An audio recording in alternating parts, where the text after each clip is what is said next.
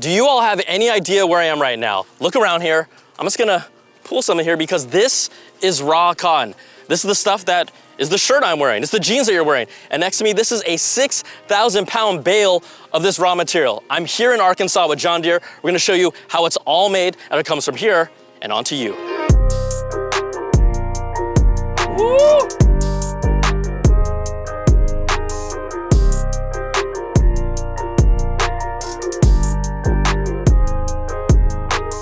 So check this out. This is the first time I've ever been in a cotton field. This extends for acres and acres. You can just see how beautiful and amazing it is, but we're here to really talk about the technology, how this process has evolved, how technology is really at the heart of it. And we're gonna start here, right? This is that raw piece of material. But what we have next to me here, this is a cotton picker. This is the CP770. This is a beast, right? Look at this behemoth. Well, let's kind of break down a little bit of it, all right? So we have here, this is what's called the row. And the row is guided and ingests this piece of material in here. Now, if you look really carefully inside, there's these spindles. Those are spinning and turning. And what it does is the spindle pulls the raw material off here. And there's actually seeds in here. There's raw cotton. And it continues. We have 6 of them here. 1, 2, 3, 4, 5, 6, right? As this goes up, we're gonna take you and show you on this side, but this raw material goes up this air duct, okay? This air duct then collects all this material here. Once it collects it, it goes into the round module builder. Now that is spinning and spinning. It wraps it with this material called TAMA, that plastic wrap. You saw those big, huge modules that we were sitting on earlier. And once it's done wrapping it, it drops it on the field to get picked up. This whole process is all done with this single machine. And you know what? Instead of me just talking about it, let's kind of experience it. We're gonna go in the cabin and I'm gonna show you what I gotta do. Oh, baby, okay. Now you just here because okay, so I'm really harvesting right now. Yes, sir. This was the first time I've ever driven a cotton picker before and the first time I've ever done anything like this. This CP770 is a very large piece of farming equipment that weighs 68,900 pounds. I learned everything from starting it up to steering it and lining up the cotton picker to make sure I got every row harvested properly. You can see one of my other friends might have missed a row. It wasn't me. I'm not calling them out. I just want to make sure you know that that was not me. Woo! When you leave here, you'll be a professional. Now, there's still technology in here like an auto mode that keeps everything lined up without you having to pay attention to the steering as much. So I set that up on screen and then I went to my manual controls to confirm it, but I like steering it myself more. And farmers like Paige, who gave me my crash course in farming here, he's doing this for up to 18 hours a day, and there is a real level of stamina that is required to do this job. A lot of people quit because they can't handle the hours we work around here. When they look at farmers, they just kind of think, man, them guys, they just sit in tractors and they sit in cabs and just run equipment, machinery, and it ain't just about just coming out here and just being in a cab. That's not all. That's not what it is. A lot of hard work, a lot of hand-drawn hard work, long hours. Cotton harvest is the most demanding part of the season, requiring speed and precision from farmers. They have a real short window to harvest crops and prepare the soil for next year's harvest while dealing with labor shortages, unpredictable weather, and those 18-hour days in the field. Now, some of the John Deere technology that helps that's involved here includes GPS guidance. You have AutoPath to know where to go in the field and reduce that overlap. There's real-time data capture in the John Deere Operations Center for better decision-making. Individual row yield, which creates high-resolution yield maps to show field variability and helps farmers analyze what may have impacted yields.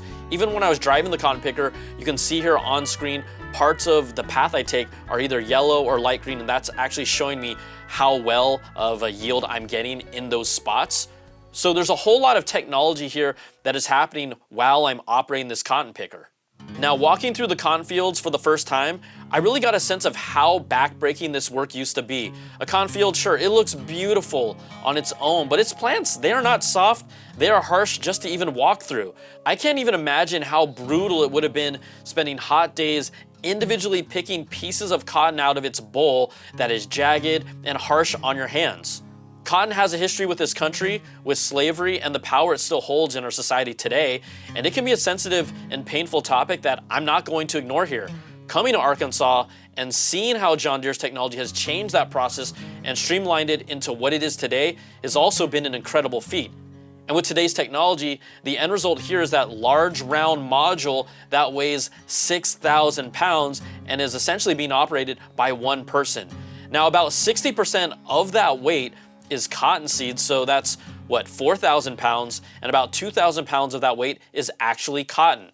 These round modules then get picked up by a truck that can hold 4 of them at a time and takes them to the Tripp Cotton Gin, where they will be set to get processed.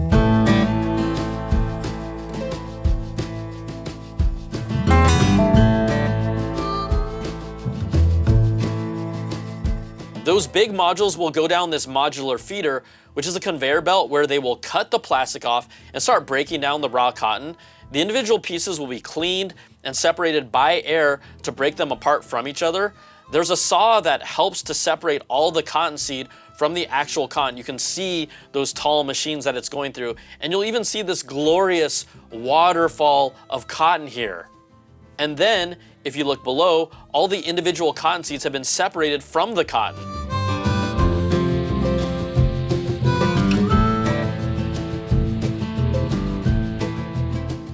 Once it's separated, the cotton is then gathered and then pressed into smaller clean cotton bales. This clean cotton bale then gets wrapped into plastic where it will get a label with a tracking number on it. They can identify which farm this cotton came from and the quality of the actual cotton, which gets a grade, and the farmers are paid based on that grade.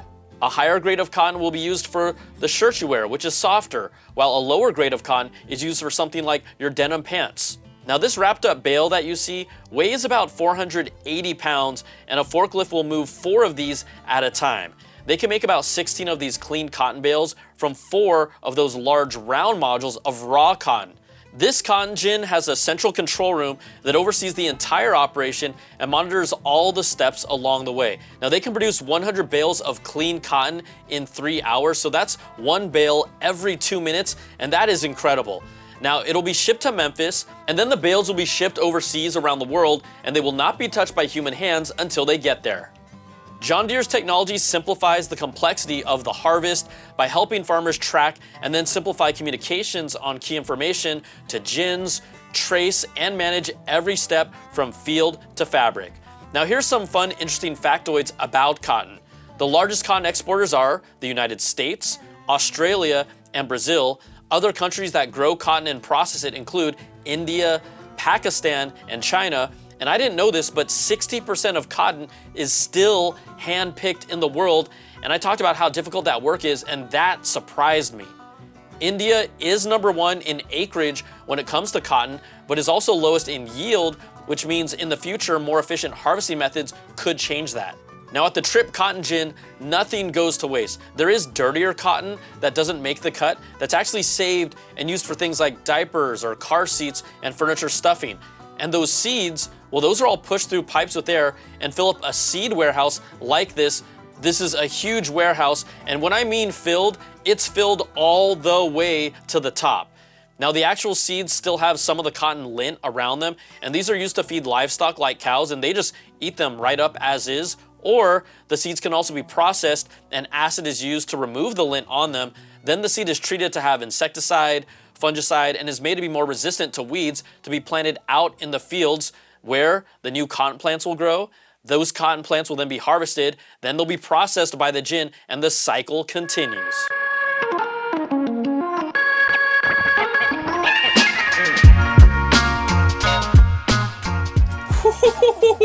Oh my gosh. That was incredible, once in a lifetime experience. I mean, I'm on a con picker and we got to go through all this and really experience everything. I mean, look at this. I drove this for the first time. I experienced this for the first time. And I just want to say thanks so much to the Tripp family. We got to check out the gin. We got a harvest con. Thanks to John Deere for setting this all up. And you know what? I harvest con, baby. All the things that you saw here led to this. Incredible, mind blown, amazing.